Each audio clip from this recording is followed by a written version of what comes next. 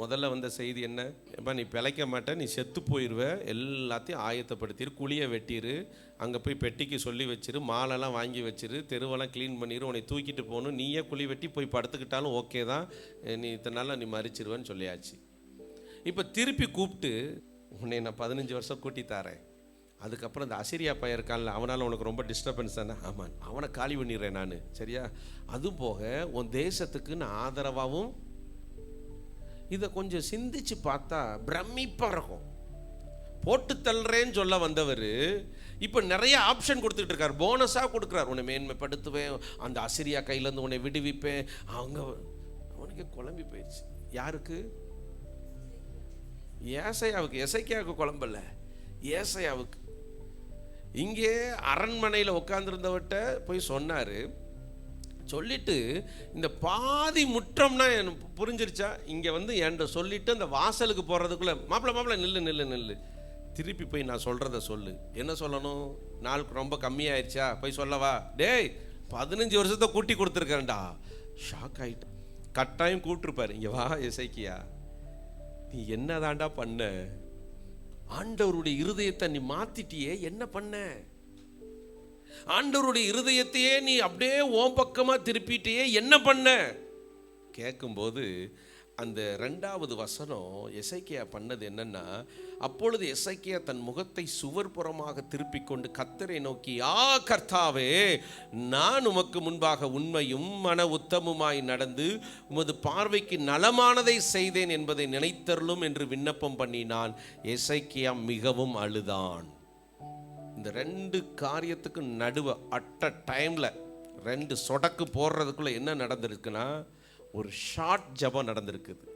என்ன ஜபம்? இதுக்கு பேர் சின்ன ஜபந்தான். இப்போ நம்ம ஜபிக்கிற மாதிரி ஜபிச்சிருந்தா ஏசையா ஊருக்கு போய் பஸ்ஸை பிடிச்சி அந்த ஊர்லேருந்து மதுரைக்கு போயிருப்பார். அப்போ தான் நம்ம ஆமேன்னு சொல்லுவோம். அப்போ ஏசையா கூப்பிடுவார், எப்பா நீ போய் எசேக்கியாட்ட சொல்லுப்பா, ஆண்டவரே நான் மாட்டுத்தாவணி பஸ் ஸ்டாண்டில் நிற்கிறேன் ஆண்டவரே, அதுக்குள்ளே ஏன்டா இங்கே வந்தேன், அவன் அப்போ தான் ஜோம் பண்ணி முடித்தான், அவளை இப்போ தான் அப்படின்னு. ஆனால் இவர் இங்கே பண்ண ஜபம் என்ன ஜபம்? அந்த முற்றத்துக்கு போகிறதுக்குள்ள ஒரு சின்ன ஜபந்தான். ஏன் இந்த ஜபத்தை கூட உங்களால் பண்ண முடியாதா? உங்ககிட்ட தான் கேட்குறேன். இன்னைக்கு நிறைய பேர் ஜெபிக்கிறதே இல்லை. அந்த சின்ன ஜபமா இருந்தாலும் அந்த சின்ன ஜபத்துக்குள்ள அழுக இருந்திருக்குது. அந்த சின்ன ஜபமா இருந்தாலும் அந்த சின்ன ஜபத்துக்குள்ள என்ன இருந்துச்சு தெரியுமா? தேவனையே திரும்பி பார்க்க வைக்கக்கூடிய தன்னுடைய கிரியைகளை அவர் சொல்லியிருந்தார். இன்னைக்கு நிறைய பேர் அப்படியே ஜோத்திரம்னே 1.5 மணி நேரம் உட்காந்துருப்பாங்க. பார்த்துருக்கீங்களா? சின்ன ஜபம் பண்ணால் நம்மளை அற்பமாக பார்ப்பாங்க. சின்ன ஜபம் ஆனால் ஒன்று, சின்ன ஜபமோ பெரிய ஜபமோ அது ரொம்ப முக்கியமல்ல. ஆண்டவர் அதை பார்க்கிறவர் அல்ல. ஆண்டவர் எதை பார்க்கிறாருன்னா, நீங்கள் ஜெபிக்கிறவங்க தான், உண்மைதான், ஆனால் உங்கள் கிரிகைகளை தான் கர்த்தர் பார்க்கிறார். இன்னைக்கு கிரிகைகள் எல்லாமே ஊழியம் செய்கிறாங்க, கிரிகைகள் எல்லாமே ஜெபிக்கிறாங்க, கிரிகைகள் இல்லாமலே பாட்டு பாடுறாங்க, கிரிகைகள் இல்லாமல் ஆராதனை நடத்துகிறாங்க, கிரிகைகள் இல்லாமல் செய்தி கொடுக்க முடியுது. என்ன கிரிகைகள்? தேவன் நம்ம இடத்துல இருந்து எதிர்பார்க்கிறது என்ன? ஆண்டவர் என்ன மன உத்தமமாய் இருந்திருக்கிறேன், நான் உண்மையா இருந்திருக்கிறேன்னு சொல்லிட்டு 2வது மன உத்தமத்தை சொல்றாரே, இதைத்தான் தேவன் ஒரு மனிதனிடத்திலிருந்து எதிர்பார்க்கிறார். அல்லேலூயா.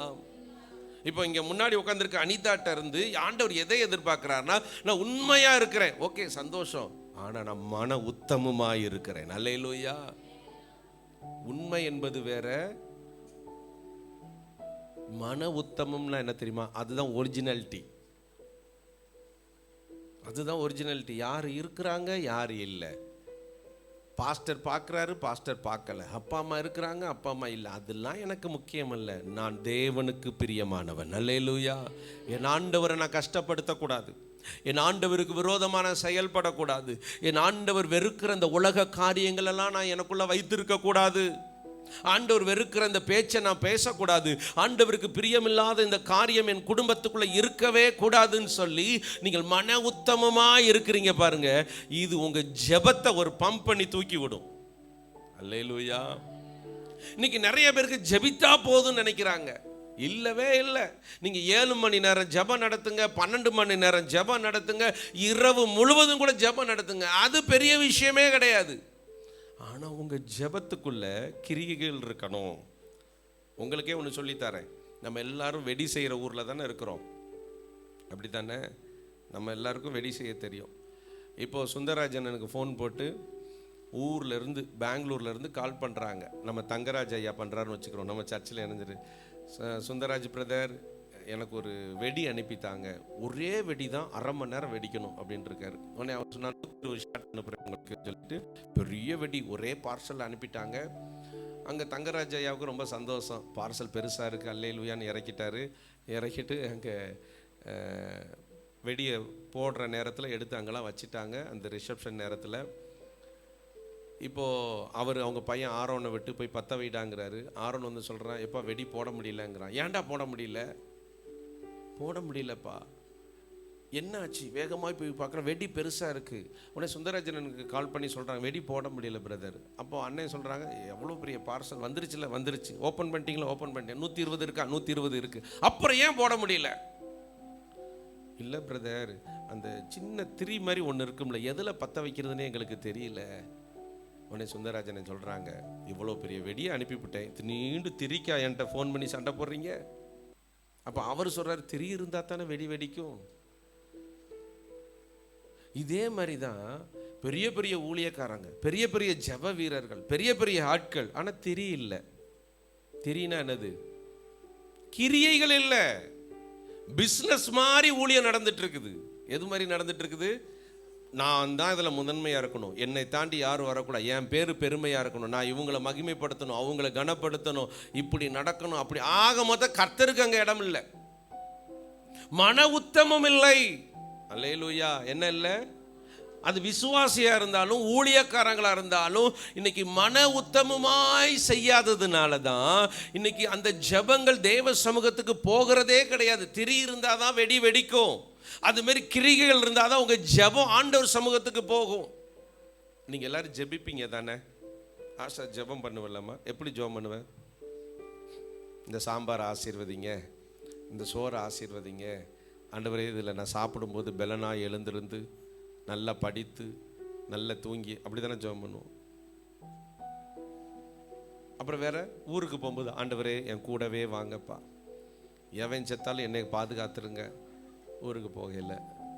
இப்படி தானே நம்முடைய ஜெபங்கள்லாம் எப்படி இருக்கும்? இப்படியே தான் இருக்கும். யாராவது ஒரு நாள் உட்காந்து, ஆண்டவரே நான் மன உத்தமமாக இருக்கிறேன் ஆண்டவரே, ஆண்டவர் யாருக்கு எந்த தீங்கு நான் செஞ்சதில்லை ஆண்டவரே, யாரோடு எந்த பகையாவும் நான் இல்லை ஆண்டவரே, ஏன் ஆண்டவரே நான் இன்னும் கஷ்டப்படுறேன் ஆண்டவரே, நான் உண்மையா இருக்கேன் ஆண்டவரே, இந்த ஜெபத்தை பண்ணி பாருங்க, உடனே பதில் கிடைக்கும். ஆனால் இந்த ஜெபத்தை நம்ம பண்ணுறதே இல்லை. ஆண்டவரே ரெபேக்காவை ஆசீர்வதிங்க, ராஜேஸ்வரி சிஸ்டர் ஆசீர்வதிங்க, ஆண்டவரே அவங்கள அப்பாடா ஜெபம் முடிஞ்சிருச்சு சோத்திரன்னு நான் போயிடுறேன். ஆண்டவர் சொல்கிறா, நீ சொன்னா தான் நான் அவங்கள ஆசீர்வதிப்பேனாடா, நான் சொல்லாமலே அவங்கள ஆசீர்வதிப்பேன், அவங்களும் எனக்கு பிள்ளைகள், என்ன பில்டப் காமிச்சிட்டு தெரியுற அப்படின்னு என்னை வைவார். ஆண்டவர் நம்மிடத்துல என்ன எதிர்பார்க்கிறார்? எசேக்கியா உட்கார்ந்து சொல்றார், ஆண்டவரே மன உத்தமமாய் இருந்திருக்கிறேன். உண்மை உள்ளவர்கள் மனுபுத்திரரில் குறைந்திருக்கிறார்கள். அப்ப ஆண்டவர் யாரை தேடுறாராம்? உண்மை உள்ளவர்களை தேடிக்கொண்டிருக்கிறார். இன்னைக்கு இருக்கிற கிறிஸ்தவத்தை பார்த்தா பரிதாபமா இருக்குது. கிரியைகளே இல்லை, ஆனா ஊழியங்கள் வளர்ந்திருக்குது, சபைகள் வளர்ந்திருக்கிறது. ஆனாலும் இப்படிப்பட்ட கிறிஸ்தவருக்கு நடுவே நீங்க கர்த்தருக்கு உண்மையா இருக்கணும். அல்லேலூயா. உண்மை உள்ள சபை எதுன்னு பார்க்கணும். கிரியைகளை குறித்து யாரெல்லாம் பிரசங்கம் பண்றாங்களோ அதுதான் உண்மையான சபை. ஒருத்தன் சொல்றான், நீ என்ன வேணாலும் விபச்சாரம் பண்ணிக்கோ, நீ என்ன வேணாலும் பண்ணிக்கோ, அவர் உன்னை மன்னிக்கிறாருங்கிறான். அவன் 10 பேர் கைதட்டுறான். அவர் மன்னிப்பார் தான், மன்னிச்சுக்கிட்டேவா இருப்பார், மன்னிச்சுக்கிட்டே இருக்க மாட்டார். நியாயாதிபதியாய் அவர் வரப்போகிறார். அல்லேலூயா. மனம் திரும்புங்க. இந்த உலகத்தில் பாவத்துக்காக வாழ்ந்து வாழ்ந்து நஷ்டங்களை மட்டும்தானே சந்திச்சிருக்கிறோம். இப்படியும் அப்படியும் இப்படியும் வாழ்ந்து இது வரைக்கும் நம்முடைய வாழ்க்கையில எல்லாத்தையும் இழந்ததான். சரி, கொஞ்சமாவது கர்த்தருக்காக வாழுவோமே, கொஞ்சமாவது சில காரியங்களை விட்டு விலகி கர்த்தருக்காக வைராக்கியமா நிற்போமே. ஆண்டவர் அதுக்கு பலன் கொடுக்கிறாரு. எசேக்கியா பயப்படாதடா, 15 வருஷத்தை உனக்கு கூட்டி தரேன்டா, உன் உத்தமத்தை நான் பார்த்துட்டேன்டா, அல்லேலூயா. அப்ப ஆண்டவர் நம்மகிட்ட எதை பார்க்கிறாராம்? மஞ்சு, உன்னுடைய உத்தமத்தை நான் பார்த்தேன். தும்மல் விட வந்தா அப்படியே நின்றுச்சு. மஞ்சு, நான் உன்னுடைய உத்தமத்தை நான் பார்க்கிறேன். அனிதா, நான் உண்மையை பார்க்கிறேன். அப்ப ஆண்டவர் இதைத்தான் பார்க்கிறாரு. அப்ப ஆண்டவர் எதை பார்க்கிறாரோ அதை சரி பண்ண வேண்டிய ஸ்டடியில நம்ம நிக்கணும். ஆமென். அவரோட பேசிட்டே இருக்கிறதா ஜெபம். அல்லேலூயா. அவரோட பேசிட்டே இருக்கிறதா. என்ன பேசிட்டு இருக்கிறது? அங்கே போறா பாருங்க ஆண்டவர், அவள் பயங்கரமான ஆளு, சோப்பு சொல்ல, அவரையும் புறணி பேச எழுத்துறாதீங்க, அப்படி பேசுறத நான் சொல்லலை. அவரோட பேசிட்டே இருக்கிறதுனா என்னன்னு கேட்டிங்கன்னா, ஆண்டவரே இந்த இடத்துல நான் கொஞ்சம் கோவப்பட்டுட்டேன் ஆண்டவரே. ஆண்டவரே, நான் அங்கே இருக்கும்போது அவங்கள ஒரு மாதிரி நான் பார்த்துவிட்டேன், அது எனக்கு உணர்வாக இருக்கு, என்னை மன்னிச்சிருங்க ஆண்டவரே. ஆண்டவரே, நான் இப்போ கொஞ்ச நேரம் ஃபோன் பார்த்தேன்ல, அதில் கொஞ்சம் ட்ராக் மாதிரி போயிட்டேன், மன்னிச்சிருங்க ஆண்டவரே. இப்படி உங்களை சரி பண்ணிக்கிட்டே இருந்தீங்கன்னா உங்கள் ஆசீர்வாதங்கள் சரியாகிக்கிட்டே வரும். ஆமீன் சொல்லுங்க. ஹல்லேலூயா. கிரிகைகள் சரியில்லாமல் கிறிஸ்தவனாய் வாழலாம், ஆனால் கிறிஸ்துவோடு வாழ முடியாது. நீங்கள் கிறிஸ்தவனாக வாழ்றதுல சந்தோஷப்படுறீங்களா? ஆனால் கிறிஸ்துவோடு வாழ சந்தோஷப்படுறீங்களா? சொல்லுங்க. கிறிஸ்தவனாக வாழ்றதுல 10 பைசா பிரயோஜனம் கிடையாது. எந்த சபை, அதில் ஒரு பெருமை, நான் எந்த சபை தெரியுமா, எங்க சபையில் அப்படியாக்கும். நீ ஒழுங்கா இருக்கியா? உன் சபையை பத்தி பெருமை பேச கர்த்தர் உன்னை தெரிந்தெடுக்கல. உன் பாஸ்டரை பத்தி பெருமை பேசுறதுக்கா கர்த்தர் உன்னை தெரிந்தெடுக்கல. உன்னுடைய கிரியைகளை பத்தி நீ பெருமையா பேசு. என் வாழ்க்கையில பரிசுத்தத்தை நான் காத்து கொண்டிருக்கிறேன், நான் தேவனுக்காக மன உத்தமமா இருக்கிறேன், எசேக்கியாவை போல சொல்லுங்க. தேவ பிள்ளைகளே, இங்கே கிறிஸ்தவனாய் வாழ்வதை விட கிறிஸ்துவுக்காக வாழ்கிறவர் தான் இன்னைக்கு தேவைப்படுகிறார்கள். கிறிஸ்தவனாய் வாழ விரும்புகிறவன் உலகத்தையும் நேசிப்பான், ஏன்னா அவன் கிறிஸ்தவனா தான் வாழ விரும்புகிறான். ஆனால் கிறிஸ்துவோடு வாழ விரும்புகிறவன் உலகத்தை வெறுத்து வாழ்வான். உலகத்தை வெறுத்தாதான் கிறிஸ்துவின் சிலுவையை சுமக்க முடியும். அல்லேலூயா. எனக்கு அன்பான தெய்வ பிள்ளைகளே, கிரிகைகள் சரியில்லைன்னா அவன் கிறிஸ்தவனே. ஒருத்தருக்கு சிகரெட் ஊதிக்கிட்டே இருக்கிறார், அவர் பேர் என்னன்னு கேட்டால் டேவிட். தாவீது அங்கே சிகரெட் ஊதுறாரு. யோசேப்பு அங்கே பாரில் உட்காந்துருக்கிறாரு. இயேசுவடியா அங்கே இருக்கிறாரு, அவர் கிளப்பில் உட்காந்துருக்காரு. இவங்கெல்லாம் கிறிஸ்தவங்க. அன்றைக்கி செய்தித்தாளில் பார்க்குறேன், ஜோசப் செயினை பறித்து விட்டு ஓடி விட்டாருன்னு இருக்கு. அடப்பாவி, ஏசப்பா நாமத்தை வீணில் வழங்கிட்டாங்கல்ல. செய்தியில் கன்னியாகுமரியில். அப்போது ஒவ்வொரு காரியத்தையும் பார்க்கும்போது கிறிஸ்தவர்கள் நிறைய பேர் இருக்கிறாங்க, ஆனால் கிறிஸ்துவோடு இருக்கிறவர்கள் நிறைய பேர் இல்லை. நாம இருப்போம். அல்லேலூயா. நாம ஆண்டவர்கிட்ட இன்னைக்கு சொல்லுவோம், ஆண்டவரை நீங்கள் அவனவனெல்லாம் பார்த்து வேதனைப்படாதீங்க, நான் இருக்கேன் ஆண்டவரே, உங்களுக்கு பிரியமா நடக்க நான் இருக்கேன் ஆண்டவரே. ஆண்டவர்கிட்ட இந்த ஒரு வார்த்தையை சொல்லி பாருங்க, ஆண்டவரே உங்களுடைய பரிசுத்தத்தை நான் வாங்கி அப்படியே இங்கே டெலிவரி பண்ணுறேன் ஆண்டவரே, பரிசுத்தத்தை. அல்லேலூயா. நீங்க பெரிய பாஸ்டர் பக்கத்தில் நின்னா கூட பயப்படக்கூடாது, ஏன்னா நாம கிறிஸ்துவோட கூட இருக்கிறோம்ல. அல்லேலூயா. அவர் 10,000 பிரசங்கம் பண்ணி இருக்கலாம், ஆனா நான் ஒவ்வொரு நொடியும் கிறிஸ்துவுக்காக வாழ்ந்து கொண்டிருக்கிறேன். அதுதான் நம்முடைய சந்தோஷம். கிரியையில் சரியில்லைன்னா கிறிஸ்து நம்மளை வெறுத்துருவார். வெளிப்படுத்தின விசேஷம் 3வது அதிகாரம் 15வது வசனத்தை வாசிக்கலாம். சிஸ்டர், நான் உங்க கிரியைகளை நீ குளிரும் அல்ல அனலும் அல்ல, குளிராவது அனலாவது இருந்தால் நலமா இருக்கும். ஆண்டவர் சொல்ற, நீ குளிரா இருந்தாலோ இல்லை அனலா இருந்தா நல்லமா இருக்கும். ஒன்று அங்கிட்டு வாழ்ந்துரு, அமர்த்திருங்க மைக்க. ஒன்று அங்கிட்டு வாழ்ந்துரு, இல்லை இங்கிட்டு வாழ்ந்துரு. நீ அனலும் இல்லாம நீ குளிரும் இல்லாம நீ வாழ்ந்தன்னா நான்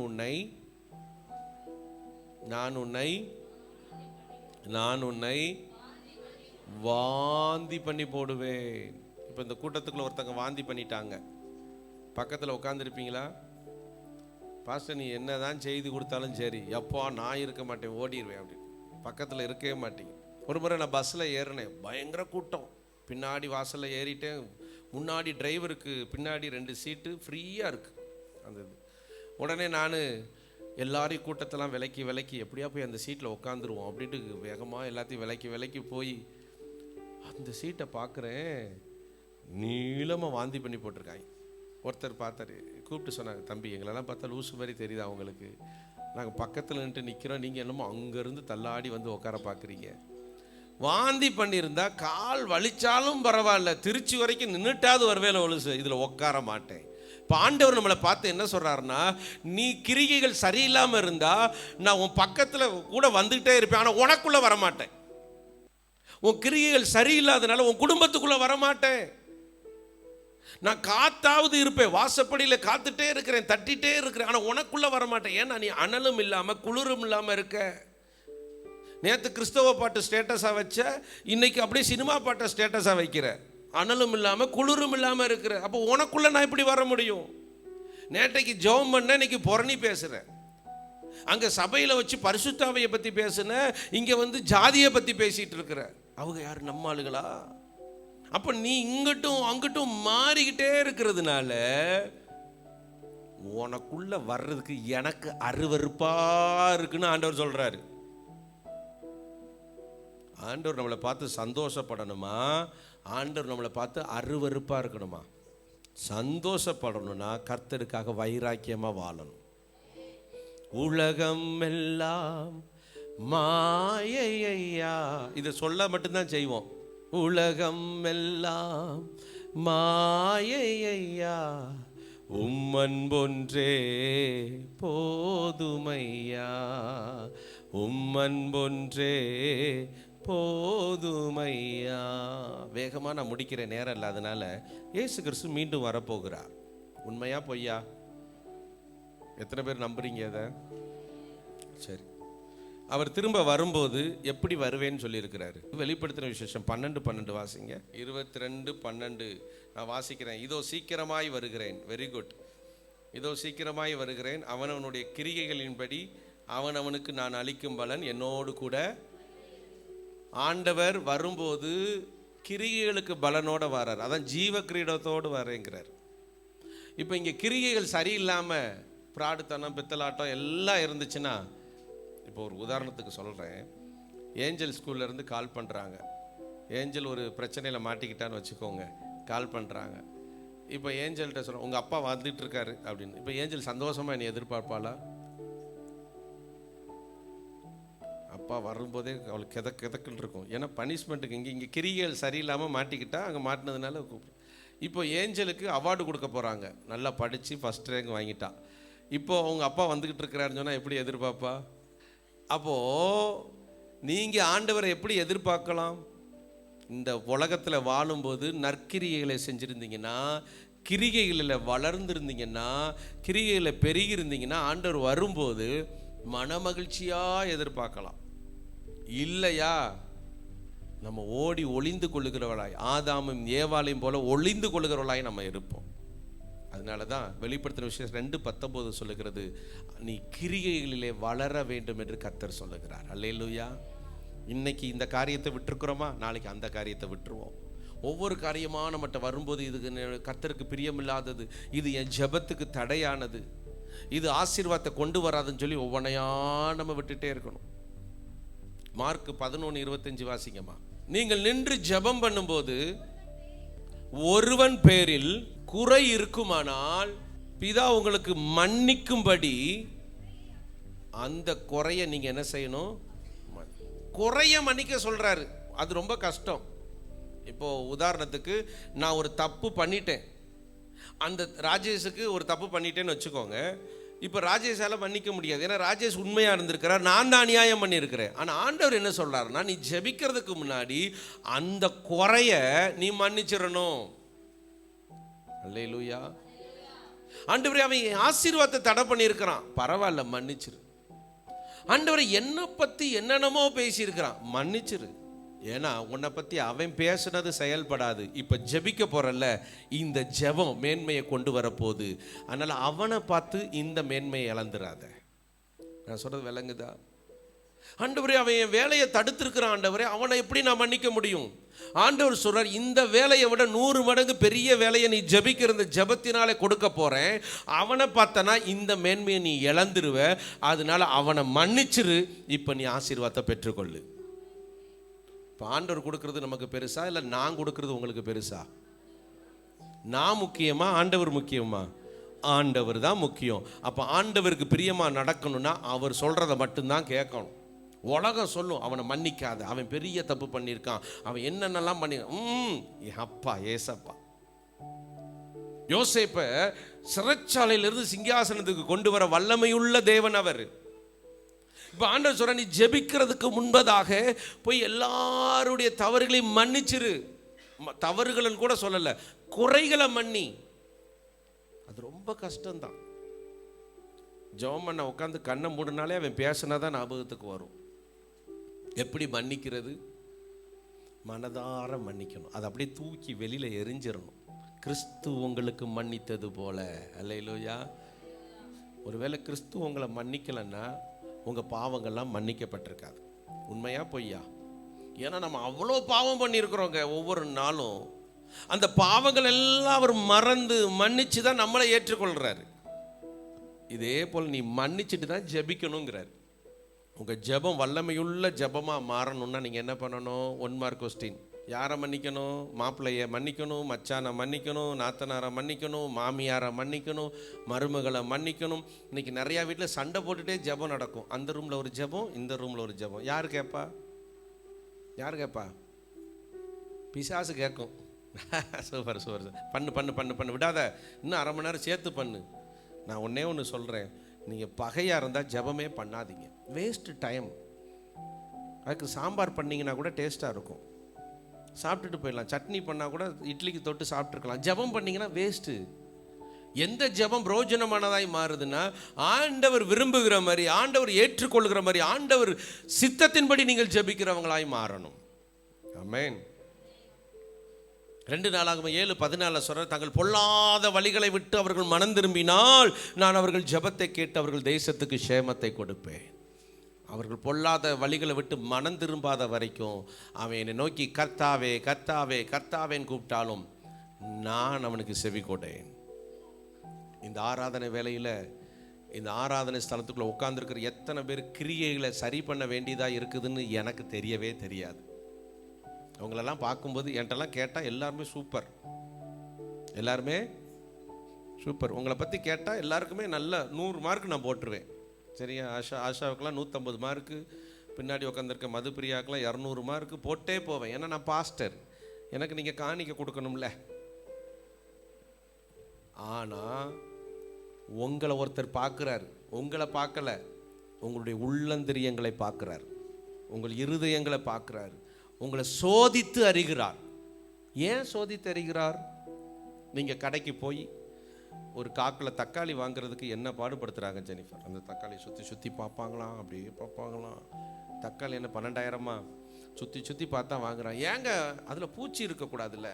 அப்போ ஆண்டவர் உங்களை ஆசீர்வதிப்பதற்காக உங்களை சோதித்து அறிகிறார். அப்படி சோதித்து அறியும் போது பகை இருக்குது, கிரிகைகள் சரியில்லை, தேவையில்லாத எண்ணங்கள் இருக்குது, தேவையில்லாத பாவங்கள் இருக்குது.